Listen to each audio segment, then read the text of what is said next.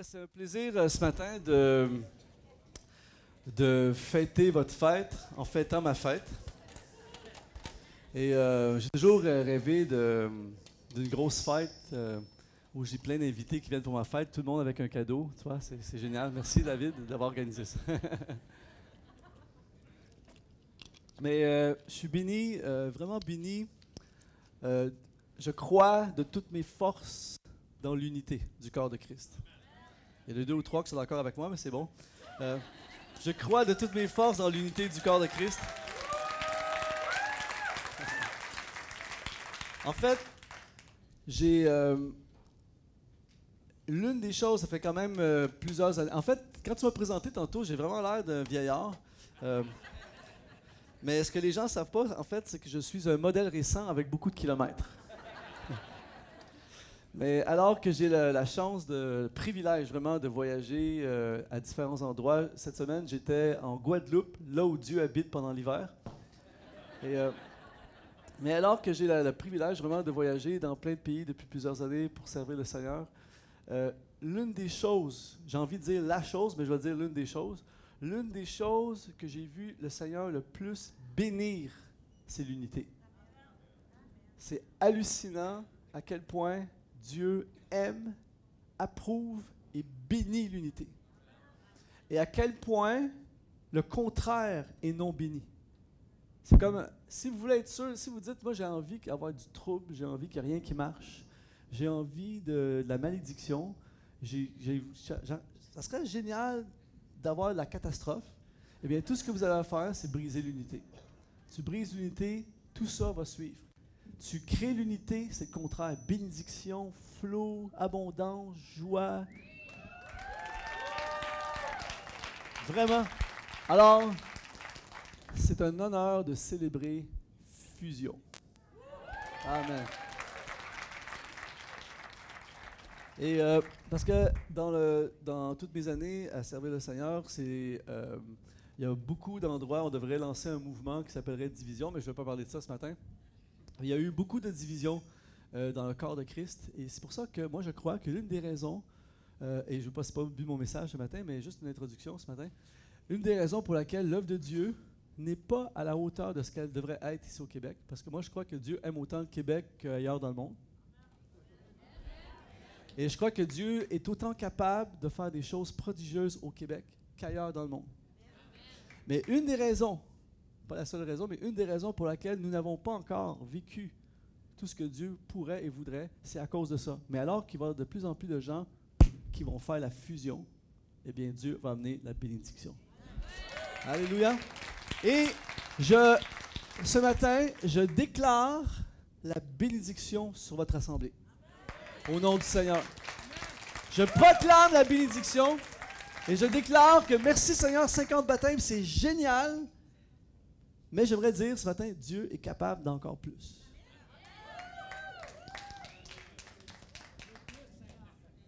Je n'ai même pas commencé à prêcher, puis je suis déjà hyper encouragé par mes propres paroles. Ce matin, je vais apporter un message. Vous savez, quand tu es invité pour un seul message une fois, il y a vraiment beaucoup de sujets, beaucoup de choses que je pourrais parler. Et ça, c'est un vieux truc de prédicateur pour te faire inviter. Tu dis que tu as plein de sujets, tout ça. Et il te réinvite. Jusqu'à maintenant, ça fonctionne bien avec toi, David. Merci.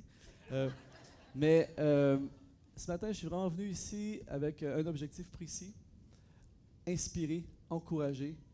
Et je crois que pour certaines personnes, vous êtes entrés ici, mais quand vous allez sortir, ça ne sera pas pareil. En fait, quand vous allez sortir, ça va être mieux.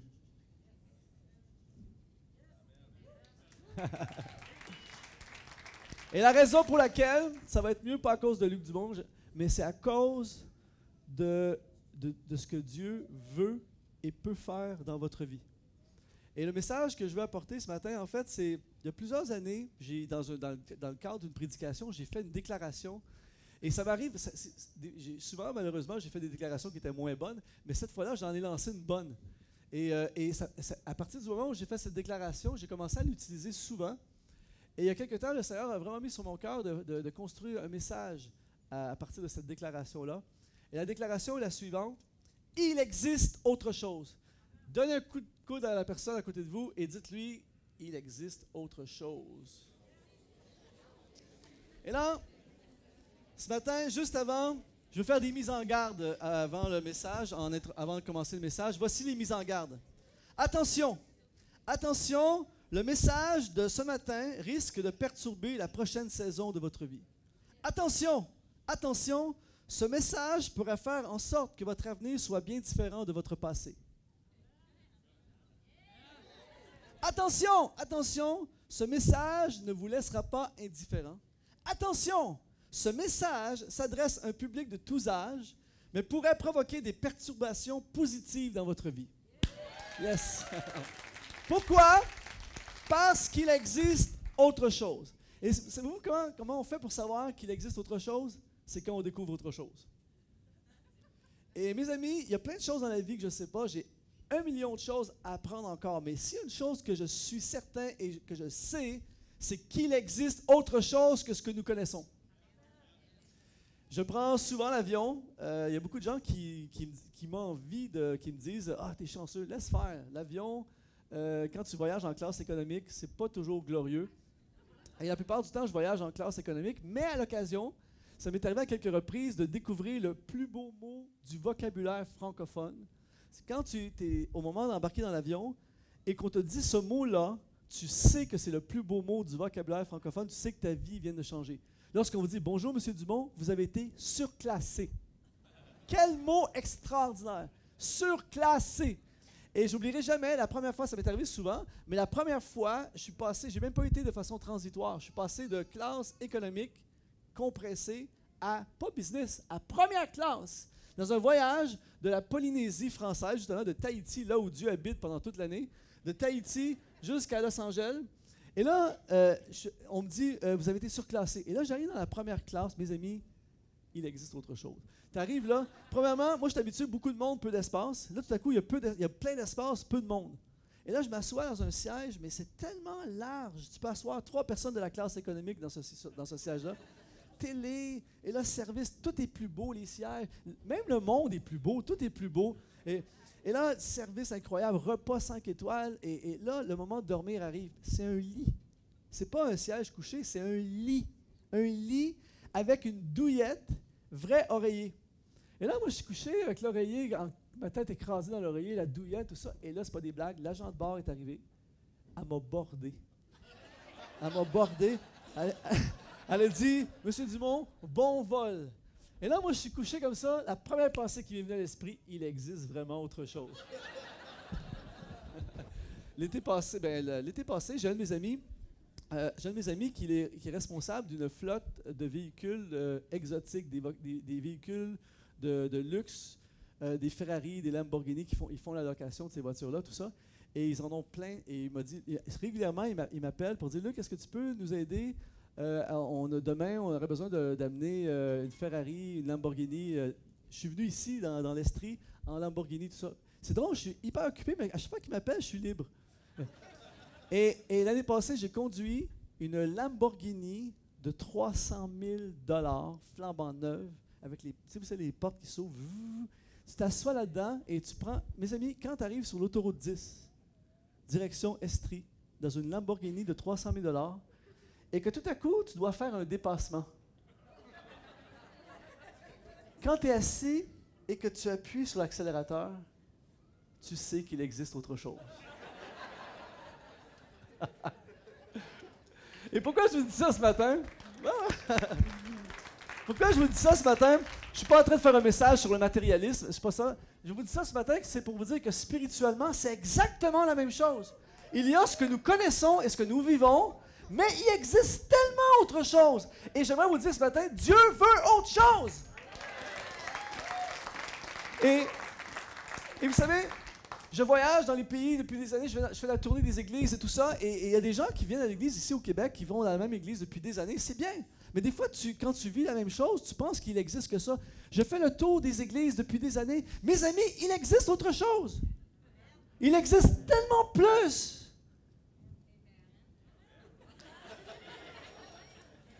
Et vous savez, quand tu penses que c'est normal, il y a plein de gens qui pensent que c'est normal d'être malheureux, d'avoir une vie qui ne fonctionne pas. Jusqu'à temps que tu rencontres quelqu'un qui est heureux et que sa vie fonctionne, tu découvres qu'il existe autre chose. Il y a des gens qui pensent que travailler 100 heures par semaine, c'est la seule façon de vivre jusqu'à temps que tu rencontres quelqu'un qui travaille des heures normales et qui fait beaucoup plus d'argent que toi et tu te dis, il existe autre chose. Il y a des gens qui sont tout le temps misérables, tout le temps il n'y a rien qui fonctionne, tout ça. Il existe autre chose. Et ce matin, le Seigneur m'a amené ici, je crois, pour vous dire en tant qu'Église et vous dire en tant qu'individu et me dire à moi aussi, pour nous dire qu'il existe autre chose. Et je ne sais pas pour vous, mais moi j'ai envie de vivre l'autre chose. Merci Seigneur. Merci Seigneur pour tout ce qu'il a fait jusqu'à maintenant. Merci, je suis hyper reconnaissant pour ma vie, mais je veux l'autre chose. Il y a quelques temps, l'automne passé, j'étais chez un de mes amis qui est pasteur à Bordeaux, en France. Et c'est spécial parce que ça fait plusieurs années que je vais prêcher à leur église. Et ils ont 3 réunions, c'est plein à craquer et tout ça. Samedi soir, une réunion, 2 réunions dimanche matin. Et là, ils ont lancé un projet d'agrandissement il y a 2 ou 3 ans. Et quand je suis allé au mois de septembre l'année passée, l'agrandissement est fini, sauf que la commission de sécurité n'est pas passée, donc ils n'ont pas le droit encore d'utiliser l'extension.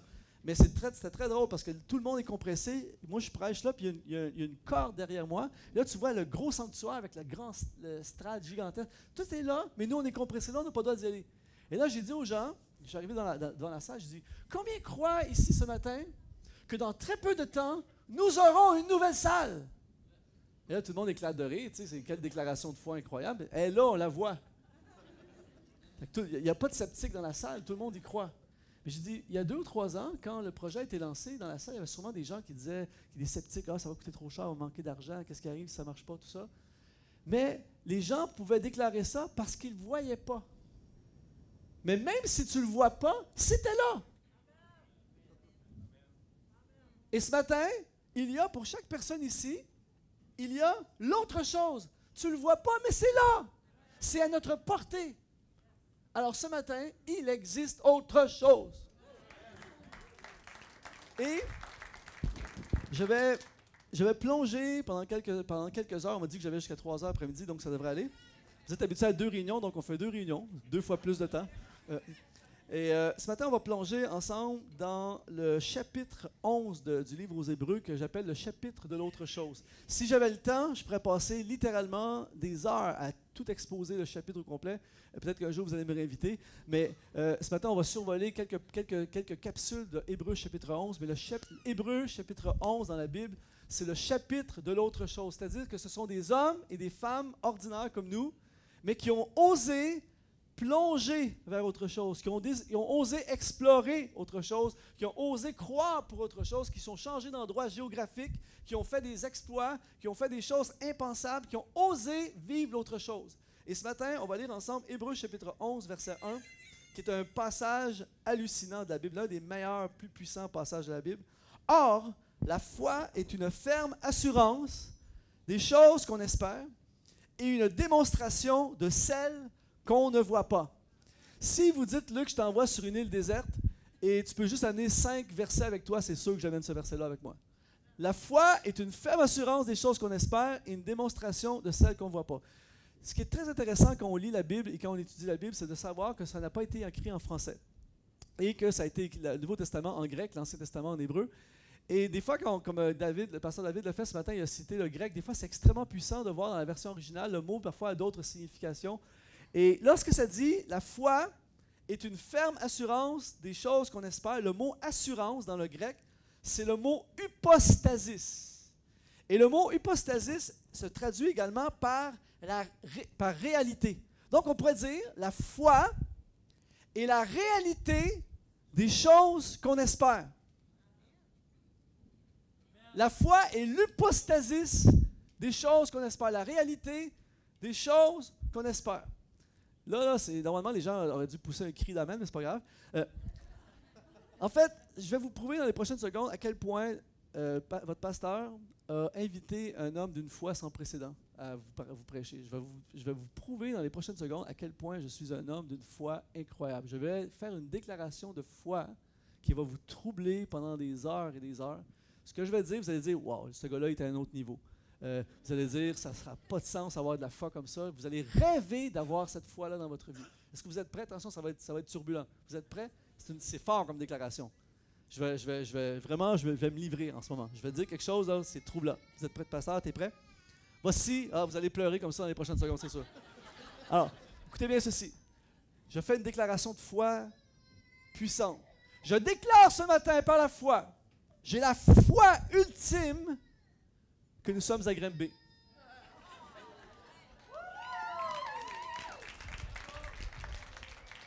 Et là, vous allez dire, mais oui, non, c'est quoi cette affaire-là? C'est pas de la foi, on est à Granby.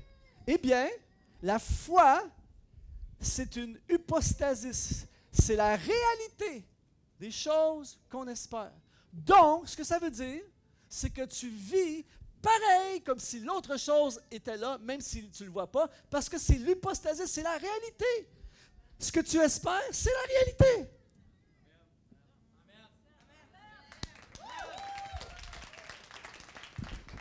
Wow! La foi est l'hypostasis des choses qu'on espère. C'est la réalité. Alors, tu vis la réalité même si tes yeux ne le voient pas en ce moment. Alors, je suis malade, mais je me vois en santé. Je suis pauvre, mais je me vois prospère.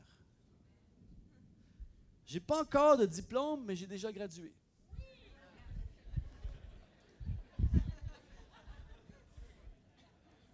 J'ai un de mes amis qui est architecte. Il y a quelques temps de ça, il m'a montré un gros projet immobilier sur lequel ils sont en train de travailler. Et aujourd'hui, avec les technologies, ils font ce qu'on appelle le virtuel. Et sur l'écran d'ordinateur géant, il m'a montré le bâtiment. En fait, en ce moment, c'est un terrain. C'est un terrain avec des mauvaises herbes. Mais là, on a ouvert l'écran d'ordinateur et là, j'ai tout vu. J'ai vu le bâtiment. On est même été aux toilettes. On rentre dans l'écran et là, tu vois, ici, c'est la toilette, ici, ça va être ça, là, ça va être la salle de conférence, ici, ça va être des locaux. J'ai tout vu. Et là, après ça, quand tu sors de l'écran, c'est un terrain. Et en fait, la foi, c'est exactement ça. La foi, c'est de voir la réalité de quelque chose qui n'existe pas encore.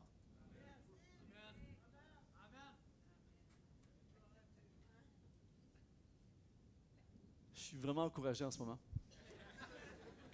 Alors, voici la phrase, voici le défi. C'est d'être capable de vivre dans une réalité qui n'est pas encore la vôtre, mais qui est vôtre. Je travaille fort pour ces phrases-là, je vais leur dire encore. Être capable de vivre dans une réalité qui n'est pas encore la vôtre, mais qui est vôtre. Alléluia! Alors, là, en ce moment, il faut que je me contrôle parce que j'avais envie de faire des déclarations. Mais j'aimerais vous dire ce matin, mes amis de Granby Fusion, merci pour cette salle, merci pour la foule qui est ici, mais Dieu a autre chose. Moi, je trouve que ça ferait une super salle pour la jeunesse ici. Dieu est capable. Et là, il dit la foi est une ferme assurance. La foi est l'hypostasis des choses qu'on espère. Et là, ensuite, le mot espère, espérer, dans le grec, c'est elpizo. Dites ensemble, elpizo. Je ne sais pas si c'est la bonne prononciation, mais elpizo, là, ça va devenir vraiment de plus en plus intéressant. Elpizo, ça veut dire, dans le grec, le mot est utilisé également pour s'attendre à ou espoir. En anglais, c'est expect. S'attendre à ou espoir. La foi, c'est la réalité de l'elpizo. C'est la réalité des choses qu'on s'attend et des choses qu'on espère. Une des choses que j'ai appris, mes amis, c'est qu'avec Dieu, il y a toujours de l'espoir. Amen. Ah oui, c'est vraiment amen.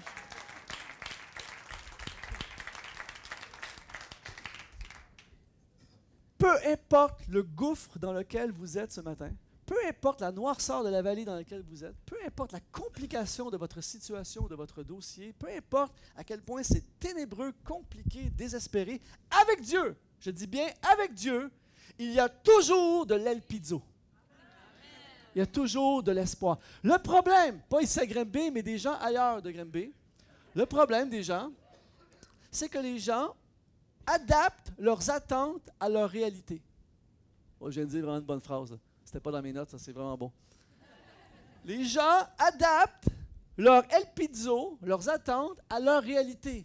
Donc, si leur réalité n'est pas bonne, leurs attentes ne sont pas bonnes. Si c'est pas bon, je m'attends à du pas bon. Mais quelqu'un a dit cette fameuse phrase extraordinaire, le pire ennemi de la vision, c'est la vue.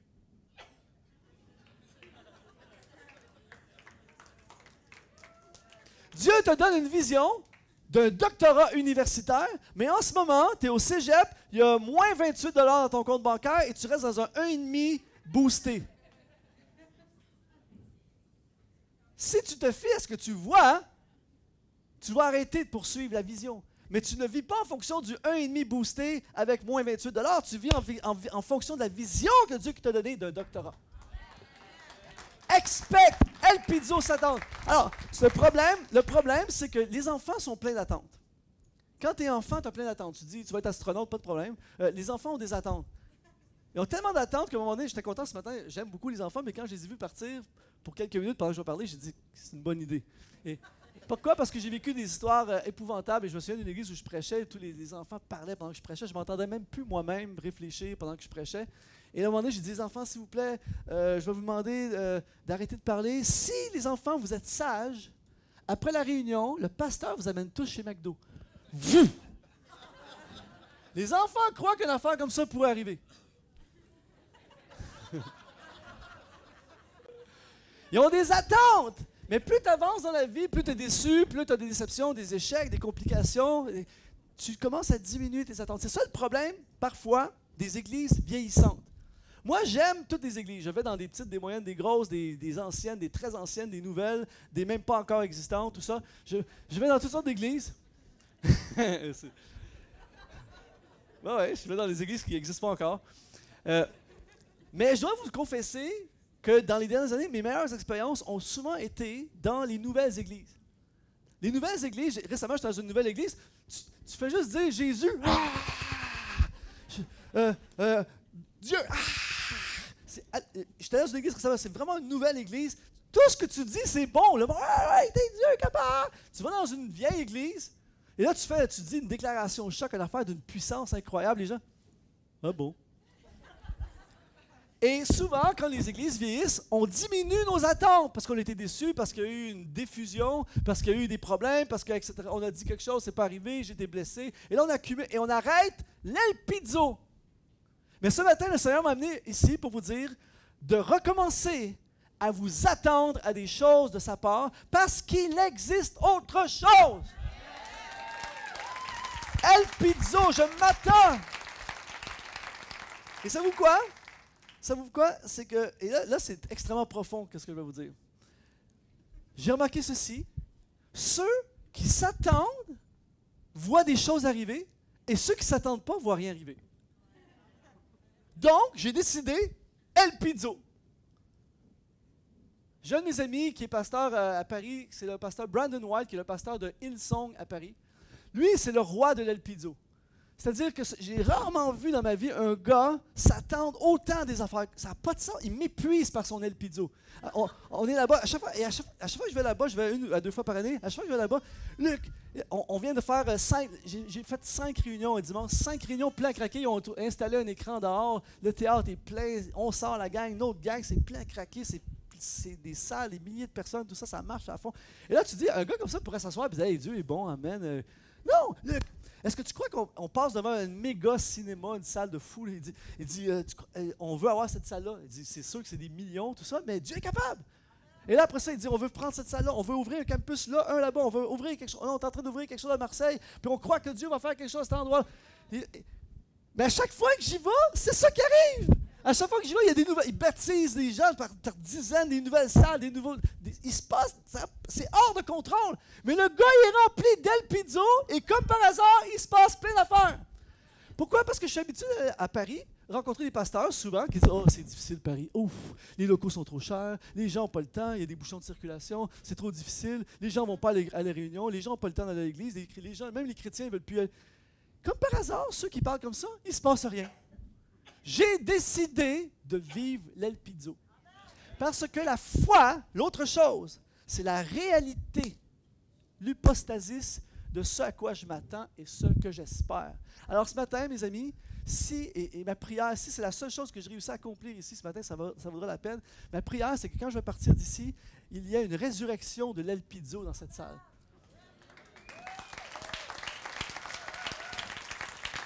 Je m'attends, certains d'entre nous, je m'attends à ce que mon fils revienne à Dieu. Non seulement il va revenir à Dieu, mais il va aller à l'école biblique puis il va être un des pasteurs ici éventuellement. Pourquoi pas? Dieu est capable! Je m'attends à sortir de ma faillite. Je m'attends à être guéri. Je m'attends à lancer mon entreprise. Je m'attends à graduer. Je m'attends de m'en sortir. Je m'attends à la réussite. Je m'attends à la bénédiction. Si vous n'arrêtez pas, je vais continuer. Si vous ne dites pas amen, je vais continuer.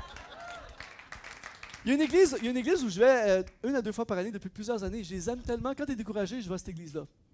Et c'est très spécial. Eux, par exemple, récemment, je suis allé, puis ils prenaient une offrande spéciale pour les gens dans le besoin, tout ça. Et puis, au lieu de dire, nous prenons une offrande pour les familles défavorisées de notre Église, eux, ce qu'ils disent, nous prenons une offrande pour les familles en voie de prospérité. C'est génial! C'est vrai! Tu dis, on prend une offrande pour les familles défavorisées. Oh, les pauvres, et là, les défavorisés. Imagine, tu es un des défavorisés. Oh, c'est dur, c'est pire dans les défavorisés. Merci de prendre une offrande. Mais si tu dis, on prend une offrande pour la gang en voie de prospérité, yeah, on va s'en sortir. Ça, c'est le langage de l'autre chose. Moi, je veux développer ce langage, le langage de l'autre chose. Le langage de l'El Pizzo. Je m'attends. En ce moment, ce que je vois, c'est pourri. En ce moment, c'est compliqué. En ce moment, il n'y a pas d'issue. Mais Dieu est le spécialiste des sans-issues. Il n'y a pas de chemin. C'est pas grave. Il fait des chemins là où il n'y a pas de chemin. C'est vraiment bon ce que je viens de dire. Amen! Merci, Luc! Alors, on continue. On peut continuer encore un peu, c'est bon? Au chapitre 11, verset 3, il continue en disant, il dit, c'est par la foi que nous reconnaissons, là, ça c'est vraiment un verset bizarre mais puissant. C'est par la foi que nous reconnaissons que le monde a été formé par la parole de Dieu, en sorte, c'est ça qui est bizarre, en sorte que ce qu'on voit n'a pas été fait de choses visibles. Ce qu'on voit n'a pas été fait de choses visibles. On parle ici de l'invisible. Et en fait, ce qui est le plus intéressant dans nos vies, ce n'est pas ce qui est visible. L'autre chose, c'est ce qui est invisible. Le problème, c'est que nous vivons dans un monde visible et nous fonctionnons selon le visible. Mais la foi, c'est le contraire. La foi, c'est de fonctionner en fonction de l'invisible et de croire que l'invisible va devenir visible. Et le problème, c'est que nous vivons souvent en fonction de ce qui existe. Mais c'est une erreur. En fait, ce qui existe, c'est bien. Mais Dieu, lui, fait exister ce qui n'existe pas encore. Et l'autre chose, c'est ce qui n'existe pas encore. Mais là, je vais dire une déclaration extrêmement profonde. Vous êtes prêts? C'est fort. Là, vous allez dire, wow, ça valait la peine d'aller à l'église ce matin. Tout ce qui existe a déjà pas existé.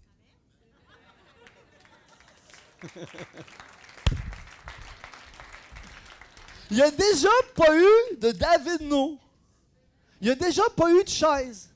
Il fut une époque où les gens s'assoyaient par terre ou restaient debout. Il n'y a déjà eu pas de sono, de système de son. Alors, ce n'est pas parce que ça n'existe pas à ce moment de ta vie que ça ne peut pas exister. Parce que Dieu crée pas à partir d'un modèle, il crée à partir de l'invisible. Donc, Dieu n'a pas besoin de quelque chose qui existe pour régler votre problème. Ça n'existe pas la solution à votre problème. Dieu va la créer, la solution. Et quand il dit c'est par la foi que nous reconnaissons que le monde n'a pas été formé par la parole de Dieu, en sorte que ce que nous voyons n'ait pas été visible. Le mot par la foi, c'est le mot pistis, à ne pas confondre avec le pastis. Et le mot pistis dans le grec veut dire croyance profonde, persuadé ou engagement. Wow! Essayez de dissuader un persuadé. Essayez de désengager un engagé. C'est ça la foi. En fait, ce qui manque le plus à l'Église, c'est la foi. Et sérieux, c'est la foi. Et pas la foi que Jésus sauve. Il y a plein de gens qui ont la foi que Jésus sauve.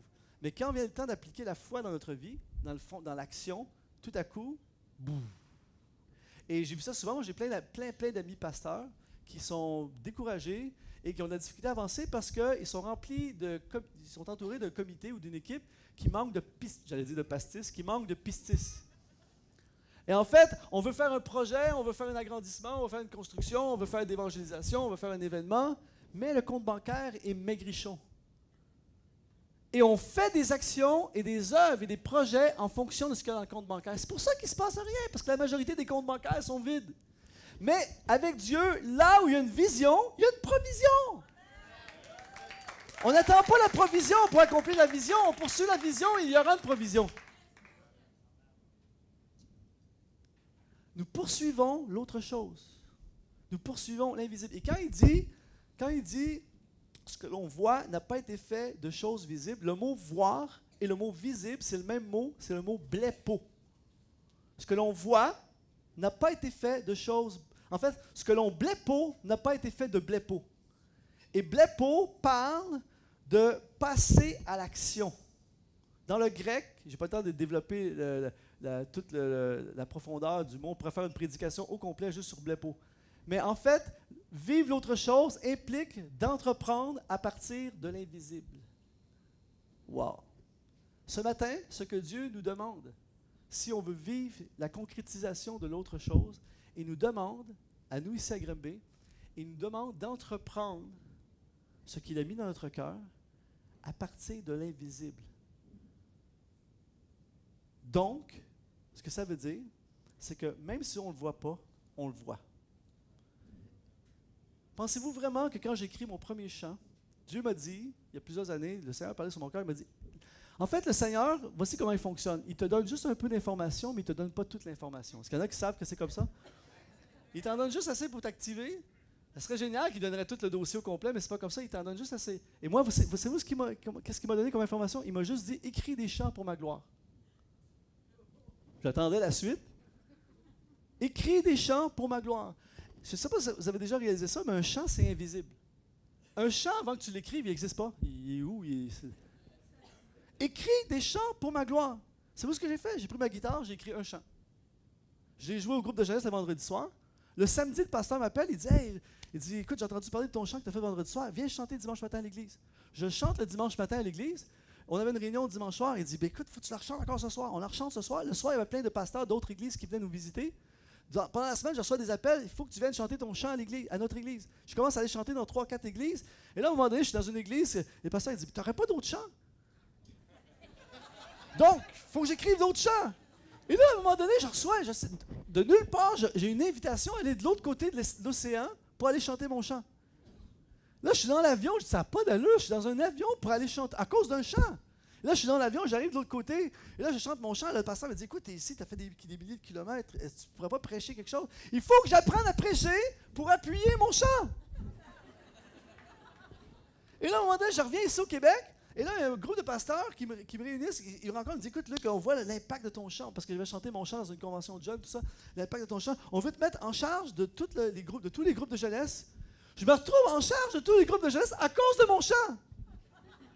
Et là, à un moment donné, quelqu'un qui dit, écoute, ton chant va toucher, je vais t'aider, on va te financer, on te fait un album. Je me retrouve à faire un album à cause de mon chant. Et il y a quelques mois de ça, je me suis retrouvé en Afrique dans un stade avec 20 000 personnes. Et quand ils m'ont invité là-bas, ils m'ont dit, il faut absolument que tu chantes ton chant. Ça fait plus de 20 ans, 25 ans. Je fais un pays par mois à différents endroits. Je fais aucune publicité, j'ai aucune formation en marketing, j'ai aucune idée c'est quoi du marketing, tout ça. Mais ça n'arrête pas, je fournis pas à cause d'un chant. Tout ça a commencé par écrire des chants pour ma gloire. C'est de l'invisible total, mais ça peut se réaliser uniquement si tu blepo. Tu passes à l'action, tu prends ta guitare, tu écris un chant et après ça, tu surfes pour le reste de ta vie. Alors ce matin, je vous dis, blepo, passez à l'action, même si c'est invisible. Vas-y, inscris-toi à l'université, lance l'entreprise, cherche la subvention, va à l'école biblique, fais le projet, demande pardon, essaie de trouver une solution. Fais quelque chose! Et alors que tu marches vers l'invisible, un jour tu te réveilles assis dans l'autre chose. Alléluia! Il existe autre chose. Blepo. Au verset 7, il dit, c'est par la foi que Noé, divinement averti des choses qu'on ne blepo, qu'on ne voyait pas encore, et saisi d'une crainte respectueuse, construisit une arche pour sauver sa famille. C'est par elle qui condamna le monde, etc., etc. Lui, c'est la palme d'or du blepo. Construire un chantier naval dans le désert, projet de 120 ans. Je ne sais pas si vous vivez dans le même monde que moi, mais 120 ans, ça commence à être long.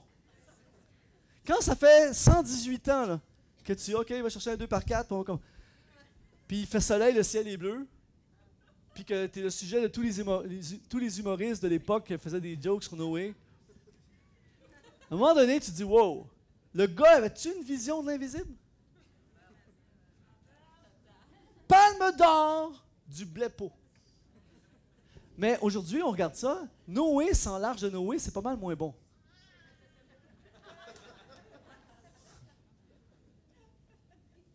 Noé sans l'arche, no way. C'est moyen, c'est pas fort. Elle fera pas l'histoire, celle-là, mais c'est pas grave. Voyez-vous? Mais le gars est passé à l'action. Il aurait pu passer 120 ans de sa vie, dit chérie, un jour on va construire une arche, à regarder sur Internet les modèles d'arches. Il aurait pu dire on pourrait faire ça, ça serait génial. Qu'est-ce qui arriverait chérie si on le ferait à un moment donné? Écoute, on va attendre que les enfants soient élevés, que l'hypothèque soit payée. S'il attend tout à la fin du 120 ans, il a manqué le blepo. Il est passé à l'action. Chaque jour, il construit son arche. À chaque jour, quelqu'un a dit, peu importe la grosseur d'un arbre, si tu donnes 5 coups de hache par jour, il va finir par tomber. Le problème de bien des gens, c'est qu'un coup d'hache, on se décourage, un autre coup d'hache sur un autre arbre. 10 ans plus tard, la forêt est ravagée, mais il n'y a pas un arbre qui est tombé.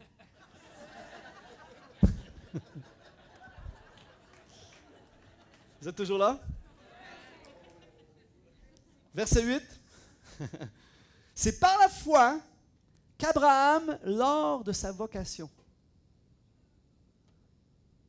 on pourrait passer des jours, des heures à parler d'Abraham, juste dire ceci, le mot vocation, en fait, dans le grec, c'est le mot kaléo.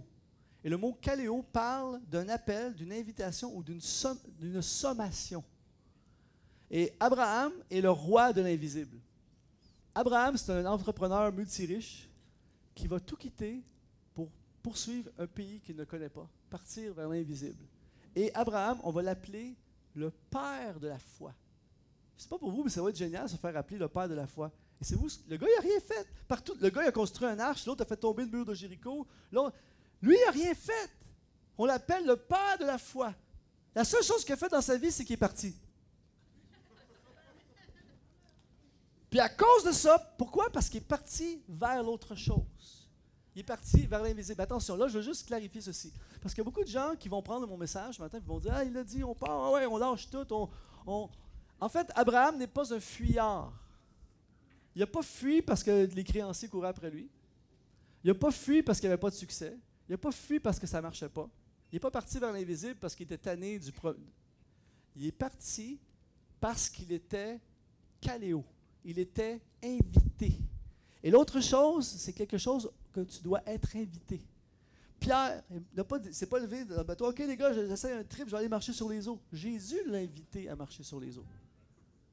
Vous êtes toujours là? C'est une sommation. En fait, en langage 2016, Grimby, c'est le gars est sous mandat. Vous savez, tu ne peux pas manquer l'autre chose. En fait, si tu manques l'autre chose, c'est parce que tu veux manquer l'autre chose. Parce que l'autre chose va te poursuivre toute ta vie. C'est comme un mandat. Moi, j'ai plusieurs amis policiers et ils m'expliquent le principe du mandat. En fait, quand tu es sous mandat, tu es recherché. Et ils ne te lâcheront pas tant que tu es sous mandat. Donc, je ne sais pas moi, David No, recherché, sous mandat. Il peut se cacher, il peut faire plein de choses, il peut fuir, tout ça. Mais à un moment donné, le mandat va te rattraper. Kaléo, c'est ça que ça veut dire. Donc, Abraham est sous mandat de Dieu. Sainte convocation, invitation vers l'autre chose. C'est pour ça que c'est sûr que ça va marcher. C'est Dieu qui le demande.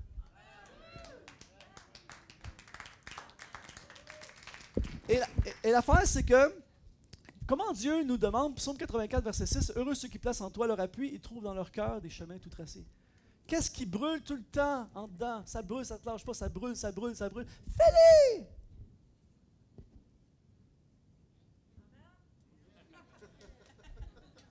Alléluia! Je vais terminer avec ceci ce matin. On va terminer avec le verset 11. Là, j'ai gardé le punch pour la fin. Verset 11. C'est par la foi que Sarah elle-même, malgré son âge avancé, fut rendue capable d'avoir une postérité parce qu'elle crut à la fidélité de celui qui avait fait la promesse. Wow, wow, wow. Le Seigneur est extraordinaire et a un sens de l'humour extraordinaire.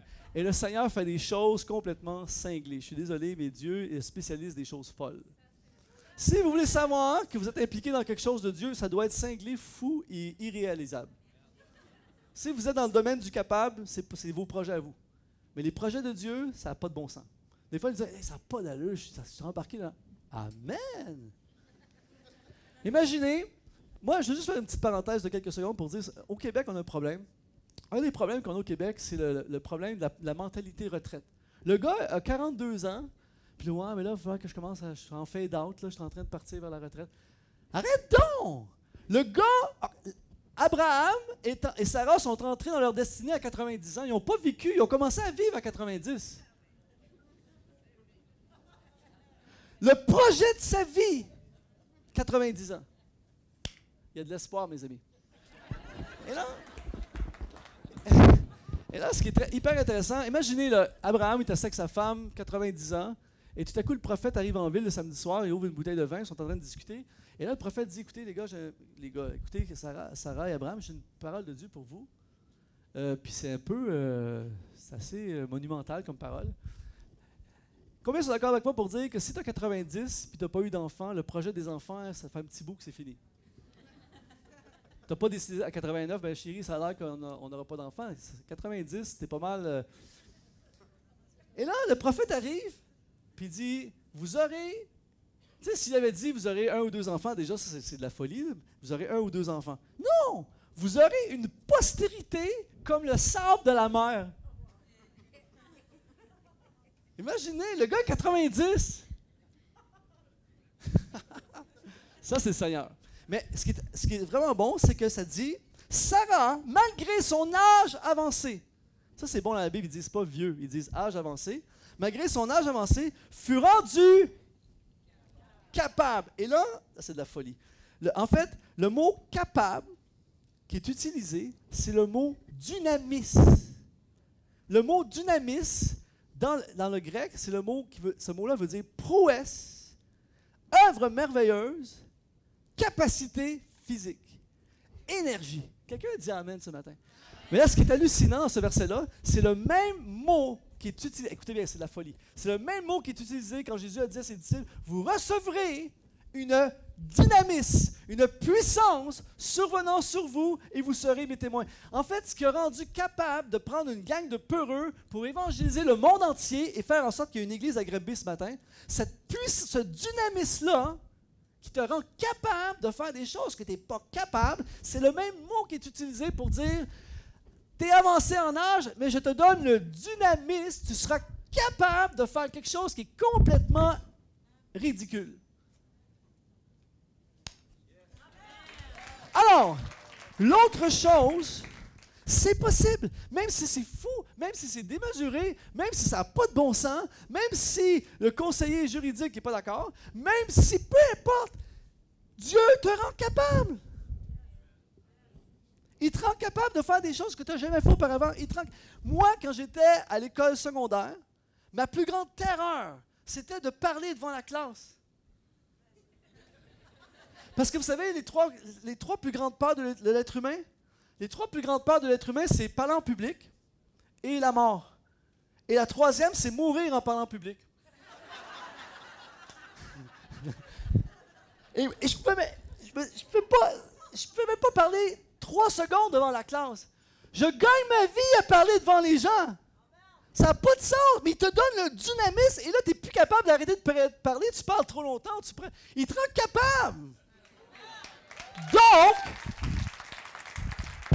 Donc, ce matin, tu as le dynamisme pour rendre ton invisible visible. Il va te donner le dynamisme pour entrer dans l'autre chose, pour vivre l'autre chose, pour faire des choses au-delà de ce qu'on peut imaginer. L'Église Fusion a le dynamisme pour vivre l'autre chose. Amen! Et je termine avec ce verset-là. J'ai gardé le top pour la fin. Verset 12. C'est pourquoi, d'un seul homme, déjà usé de corps, naquit une postérité nombreuse comme les étoiles du ciel, comme le sable qui est sur le bord de la mer et qu'on ne peut compter. Et le mot, c'est vraiment bon, le mot usé dans le grec, c'est le mot nécro.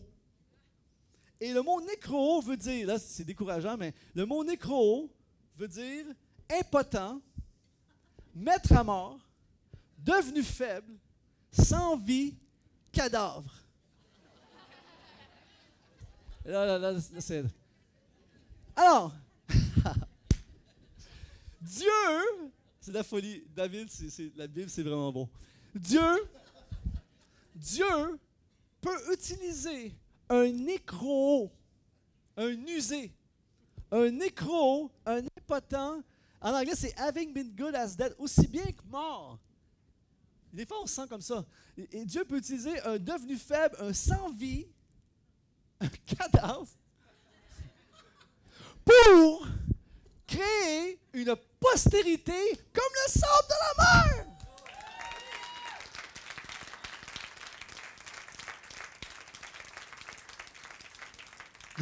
Donc, il n'y a rien qui peut empêcher Dieu de réaliser l'autre chose. Donc, le prophète arrive auprès d'Abraham et Sarah, 90 ans. Il rouvre le repas en disant, « Mes amis, chers couples bien-aimés, je vous regarde aujourd'hui à 90 ans et j'ai envie de vous déclarer, pour votre vie, il existe autre chose. » Et Abraham dit, « Oui, mais je suis un nécro, c'est pas grave. » Et ce matin, il y a dans cette salle possiblement des nécros spirituels, des gens qui sont usés. Je parlais avec un pasteur, un leader chrétien récemment, il me disait, « Luc, je suis usé. Je suis usé par les soucis, je suis usé par les blessures, je suis usé par les déceptions, je suis usé par les échecs, je suis usé par les problèmes, je suis usé par les critiques, je suis usé. » Et il y a plein de gens usés qui arrêtent, qui se créent une vie sécuritaire où on ne poursuit plus l'autre chose, on reste dans le visible. On n'est pas heureux, c'est pas bon, c'est pas ça qu'on voulait, c'est pas ça qu'on a rêvé, c'est pas ça que Dieu voudrait, mais je suis usé. J'ai plus la force de continuer, j'ai plus la force d'essayer, j'ai plus la force de croire, je suis usé. Je suis usé par la vie, je suis usé par les problèmes financiers, je suis usé par la maladie, je suis usé par les déceptions, je suis usé par les blessures, je suis usé par la vie, je suis usé par mon mari, je suis usé, etc., etc. Mais à tous les nécros dans cette salle ce matin, à tous ceux qui se sentent morts spirituellement, ceux qui sont faibles, ceux qui sont sans vie, je déclare ceci, une phrase que j'ai entendue il n'y a pas longtemps qui m'a vraiment marqué. Le gars il a dit, « J'ai décidé de vivre jusqu'à ce que je meure. »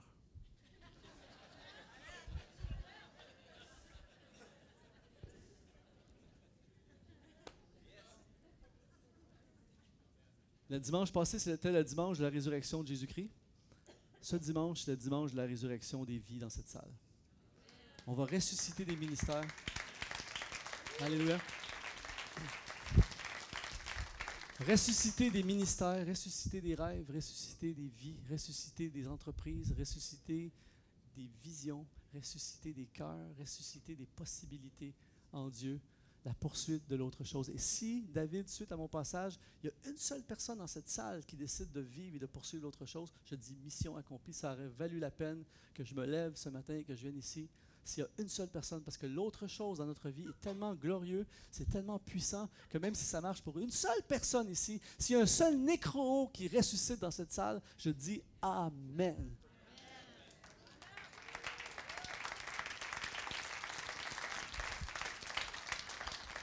Alors, si vous voulez bien, on va pencher nos têtes, on va fermer nos yeux, on va prier. Je vais prendre ma guitare, on va terminer ce matin par quelques instants de prière et d'abandon à Dieu.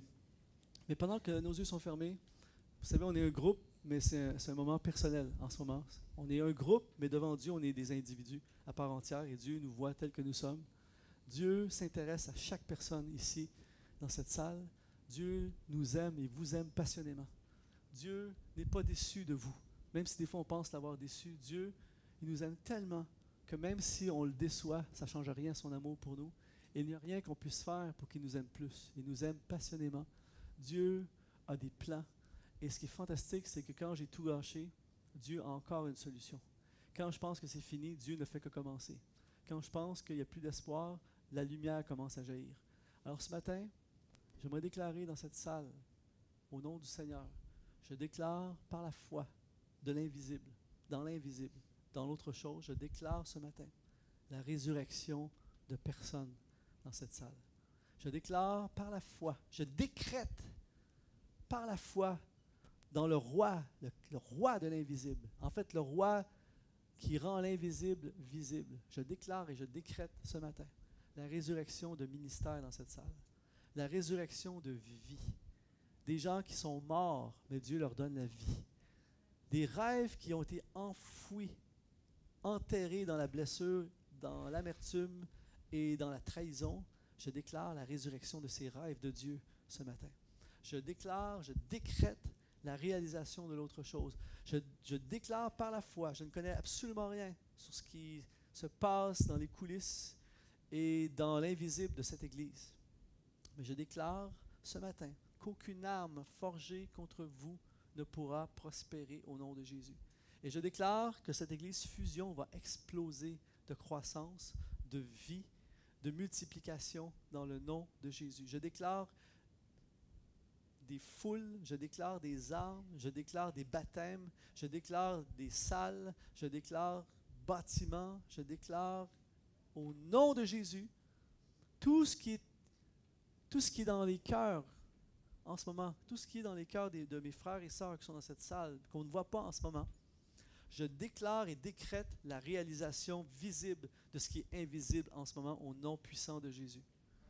Seigneur, je prie maintenant que tu ressuscites les attentes pour tous ceux et celles qui ont cessé d'Elpidio, qui ont cessé de s'attendre à et qui ont perdu espoir. Ce matin, dans le nom de Jésus, tu ranimes l'espoir dans les cœurs. Tu ranimes l'espoir. À ceux qui ont perdu espoir, tu ranimes l'espoir ce matin. Un nouveau niveau d'élévation de l'Elpidio dans cette salle au nom de Jésus. Et je prie, Père Céleste, que nous puissions voir hypostasis comme la réalité, ce que nous ne voyons pas encore. Ouvre mes yeux à ce qui a été caché. Et ce qui est caché à mes yeux, tu ouvres mes yeux ce matin afin que je puisse voir comme la réalité, même si ce n'est pas encore ma réalité, au nom de Jésus. Alors pendant que nos yeux sont fermés, qu'on prie, en ce moment, j'aimerais lancer une invitation à toutes les personnes ce matin qui sont nécro spirituellement, toutes les personnes qui sont usées, toutes les personnes qui sont vraiment fatiguées, toutes les personnes qui ont perdu leur dynamisme, toutes les personnes qui sont ici ce matin, qui sont blessés profondément et qui sont comme, vous êtes là, mais vous avez arrêté d'avancer, vous avez arrêté de croire, vous avez arrêté de poursuivre. Et qui vous dites ce matin, toutes les personnes qui sont dans cet état-là, sans vie, mais qui ce matin disent, Seigneur, si tu me donnes la vie, si tu me donnes la force, si tu me renouvelles, je vais recommencer à poursuivre d'autres choses dans ma vie. Toutes les personnes qui se sentent, et c'est très personnel, personne ne regarde, nos yeux sont fermés, c'est quelque chose qui est personnel entre nous et le Seigneur. Mais toutes les personnes qui se sentent nécro ce matin et qui ont besoin d'une résurrection et croire qu'il existe autre chose et poursuivre autre chose, je vous invite simplement à lever votre main devant le Seigneur, pas devant moi, mais devant le Seigneur. On va prier ensemble dans un instant, partout dans cette salle. Alléluia. Merci Seigneur. Tu vas bénir ces personnes maintenant, Père Céleste. Amen. On peut baisser nos mains. Je veux prier pour tous ceux qui ont, entre guillemets, perdu leur elpidio, qui ont perdu l'espoir. Vous faites face à une situation compliquée, une situation vraiment dure dans votre vie, une montagne qui semble insurmontable. Et votre niveau d'attente, d'espoir, d'elpidio a vraiment baissé. Pour certains, c'était au niveau 0. Et ce matin, vous voulez dire, Seigneur Jésus, ressuscite mon espoir. Ranime en moi l'espoir. Je veux croire à nouveau. J'ai besoin de voir et de croire à nouveau. Ceux qui ont besoin que leur niveau d'Elpizo, ça fait drôle de dire ça comme ça, mais c'est la meilleure façon pour moi de le décrire, notre niveau d'attente et d'espoir, vous avez besoin que le Seigneur augmente votre niveau d'attente et d'espoir. Vous voulez qu'il ranime en fait l'espoir dans votre cœur. Je vous invite à lever votre main devant le Seigneur, on va prier ensemble. Amen. Amen, Seigneur. Souffle l'Esprit Saint maintenant. Et finalement, à tous ceux et celles qui se disent ce matin, je suis prêt, je veux poursuivre autre chose, mais je ne me sens pas capable. Et j'ai besoin du dynamisme de Dieu. Je suis face à, comme Sarah, je suis face à un défi, ça n'a pas de bon sens. C'est illogique. Mais j'y crois ce matin. Mais j'ai besoin du dynamisme qui me rend capable de faire des prouesses, de faire des exploits. Avec Dieu, nous ferons des exploits. Et ceux qui ont besoin de ce dynamisme de Dieu ce matin et qui veulent demander à Dieu ce dynamisme pour continuer à avancer et triompher du géant qui est devant vous, je vous invite à lever votre main encore une fois devant le Seigneur partout dans cette salle. Dynamisme de Dieu. Amen. Alors, si vous...